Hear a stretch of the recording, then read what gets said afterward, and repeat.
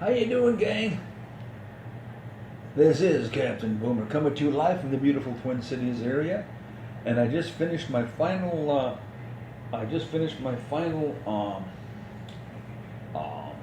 Lesson on how to be a podcaster. Yes, and they gave me the go-ahead. They says, Captain, you're ready to go, and no, I don't think I most certainly should.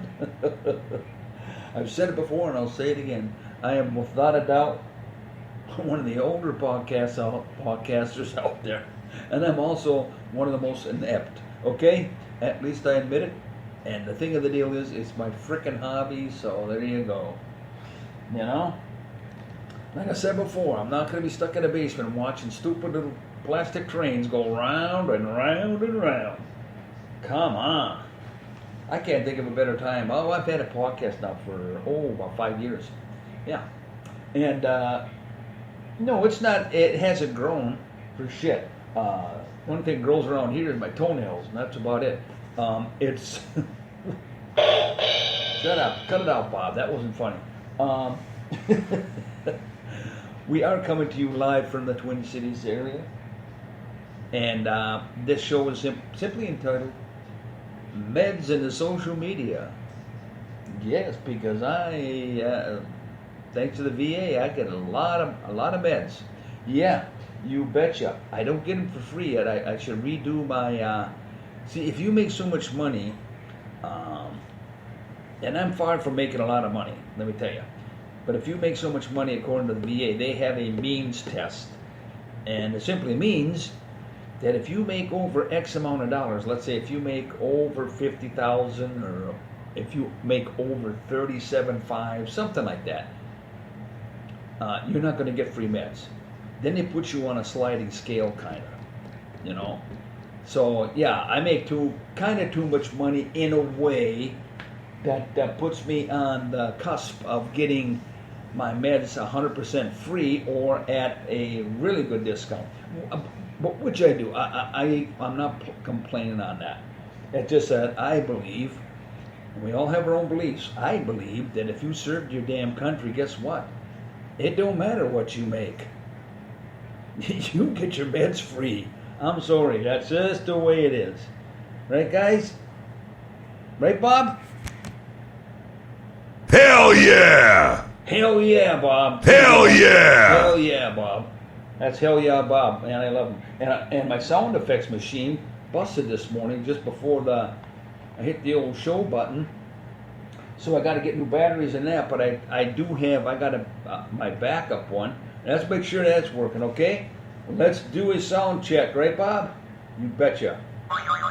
Oh, that's right. The Boinger spring is working. How about the old drum roll? Oh, I love it. Yeah. What's this one? Oh, the fart machine's working. Yeah, there we go. What more do you need? Only on this show you're going to hear crap like that, I'll tell you that. Anyways, I get off on a tear and stuff. This is, I want to give a big shout out this morning. I was stationed up there in 1970. It's a place called Adak, Alaska. Adak, Alaska is part of the beautiful Aleutian Chain Islands. Yeah, I was up there for 6 months, and luckily I was up there in the summertime, because you really don't want to be up there in the wintertime. It's just in the middle of the ocean, and the joke was that we had a national forest. there are no trees on this island, as there are probably no trees on. I didn't get to visit the other islands, of which there's probably, I don't know, 40, 50, maybe more. I don't know. In the chain of illusions, but anyway, we had a national forest, and the national forest was maybe 250, 300 square feet large. That's it. And in there was pine trees about 6, 7 feet tall, and that was it. And they obviously they were planted there. But the rest of it is just tundra, rock, and the tundra is thick moss about a foot deep, and it's just it's heaven to walk on barefoot. If you didn't have to, you go down so far you'll hit the rocks and it hurts your feet. But anyways, I want to give a big shout out to Adak, Alaska. Thank you, Adak.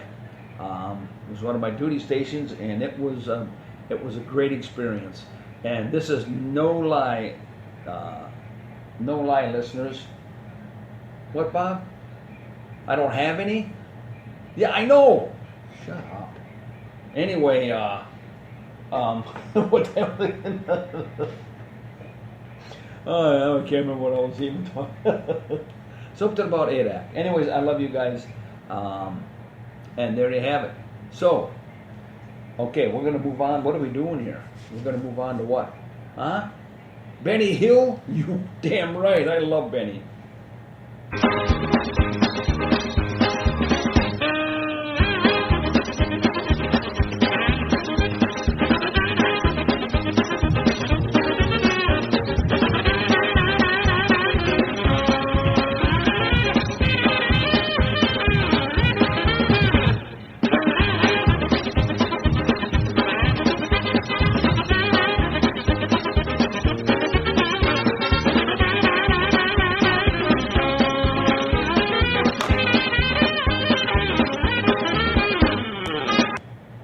Now I remember what I was going to say. Now it comes back to me.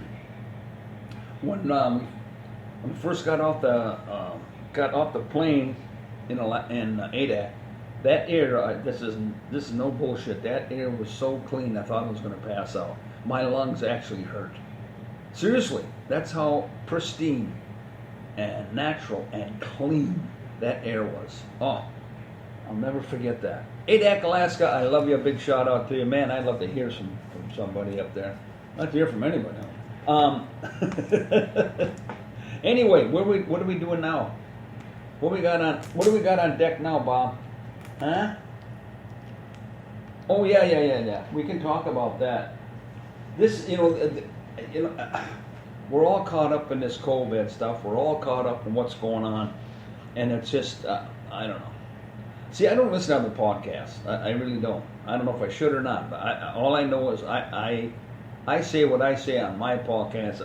I can't worry about anybody else. But this is the way I look at the whole picture. And I've said this before. With this whole thing, and the sleepy-eyed Joey, he's responsible. He wants to open up all these floodgates on every damn level. Now it's the Haitians come in here. We got the Afghanis came in here. I mean, the Mexicans, they're never going away, and I shouldn't say it like that. But what I mean is, there's got to be some kind of solution, and old Captain Boomer might have a few. Okay? Hey, we all got opinions. We're all entitled to our opinion, and that's what this country was founded on. You betcha. Freedom of speech and ideas, as long as we're within reason. But anyway, they got 10 to 15,000 Haitians under a bridge in Texas. And here we go again. That's what I said. The whole mix, it's all in place for this COVID crap. Either it's never going to go away completely, or it's going to be, you know what I'm saying? It's going to get a lot worse. Something. Here, you got 10, 15,000 Haitians under a bridge with no shots and no masks that I saw. You know what I'm saying? And you know what? Maybe Mexicans are in there too. I don't know. Could be. But anyway, and now the Afghanistans are here. Afghani people. There again, no shots, no masks. But just bring them in, right, Joey? Here's an idea, though. I like this one. Did you hear that one, Bob? Did you like it? Hell yeah! All right. All they gotta do, it'd be a lot cheaper. They already got a roof over their heads and stuff like that, right? Under the bridge, you build what's known as Bridge City. You put up the remaining walls on each side, or even one side. See what I'm saying? Yeah, and then you can section it off in the middle, close it off, and you got yourself a Bridge City. Yeah, there you go. At least they'd have a roof over their head, right? Right? You're damn right. They'd have a roof over their head. Thank you very much. Thank you. And then on top of it, everything in this country is damn near open now. Everything. And the other sad part about it is, just now I heard, well, it's not sad, but it's probably a little too late. They're going to have these vaccines. Pfizer's going to have the vaccines out for the kids 5 to 11 years old. But they don't have it. So now, is it my understanding that now the 12 to the 34-year-olds, there's nothing, or 12 to I'm missing something here, because it was something with the age of 12-year-olds. Anyway, yeah. Plus everything is open now, and there are hardly any kind of mandates in place at all, coast to coast. There is no.